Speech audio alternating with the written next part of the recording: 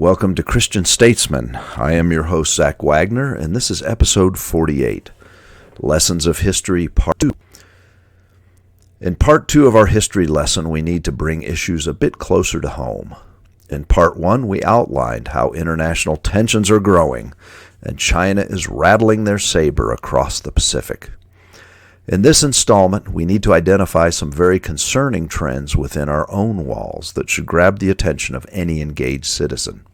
In this episode, we will explore the revolution within. While the bootlicking mainstream media is touting the unifying mission of the Biden presidency, we hear a very different message from the extreme leftists that are now firmly in control of Biden and the Democrat Party. And let us not pass on our Republican friends, because as long as they are silent, they are complicit in the unacceptable messaging we are hearing on a daily basis.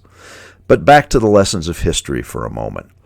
Whenever there has been a totalitarian regime seeking power and control, the first order of business is to identify the enemies within their own borders that need to be dealt with. Traditionally, these so-called enemies comprise anyone who might object to the imposition of an oppressive regime taking over their country by force. The last century is replete with such examples of chicanery. We saw Lenin unite a working class against the great rhetorical evils of the bourgeoisie. This was later given emphasis by the Stalinist purges of nearly everyone in Russia. In Germany, Hitler blamed the Jews and other Untermenschen for Germany's inherent problems, brought on mostly by their own warlike nature in the Treaty of Versailles.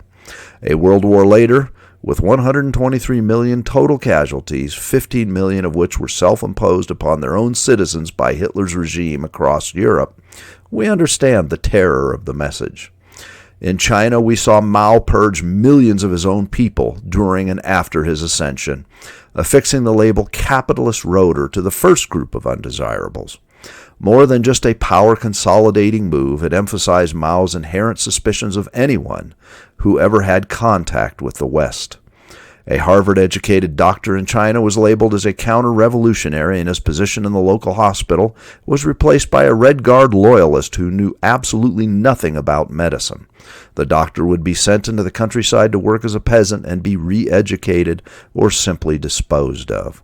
20 years later, Mao instituted the Cultural Revolution, where the very loyalists from the first purge were labeled as counter-revolutionaries, and they were killed, re-educated, or replaced by a younger generation, all in the name of maintaining power for the governing elite.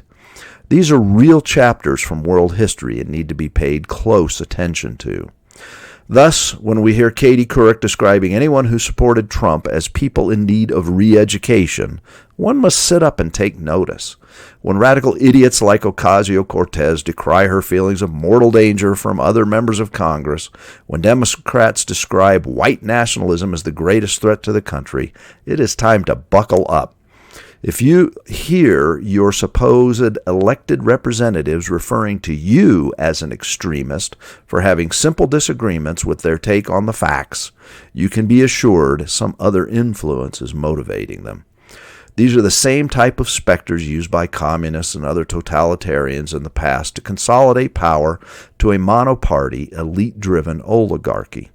And it is clear that those behind the Biden administration are maneuvering for exactly that.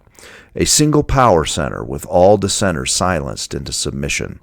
It is a play for total power only, and the enemy they create is the enemy they declare that only they can remedy. So far, this has been a rhetorical battle, but history's lessons are very clear. Such rhetoric turns into kinetic action as soon as the ruling elite feel they can get away with it. This should make any gun control legislation suspect. The main difference between America now and other nations throughout the last century is the proclivity of well-armed citizens. This is not something to be trifled with, even if the possibilities are a bit ominous for anyone devoted to peaceful governance. But again, on these points, history is clear. The 2018 University of Hawaii Democide Project put all of this into a neat package wrapped with a ribbon of historical warning. In every case of state-driven genocide over the last century, the study concluded that gun confiscation preceded every incident.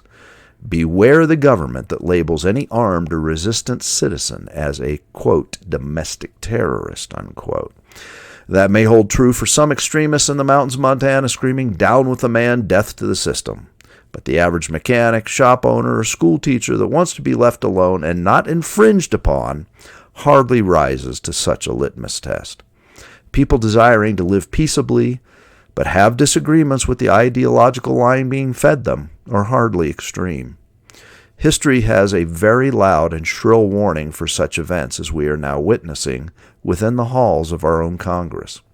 Any such vilification of ideological opposition should be completely out of bounds for anyone who deigns to call themselves our representatives. The whole crux of our system is based on civilized dialogue in the event of disagreement.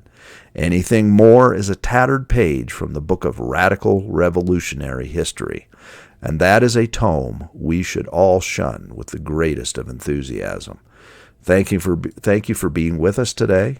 Subscribe, and as always, tell your friends, and have a blessed day.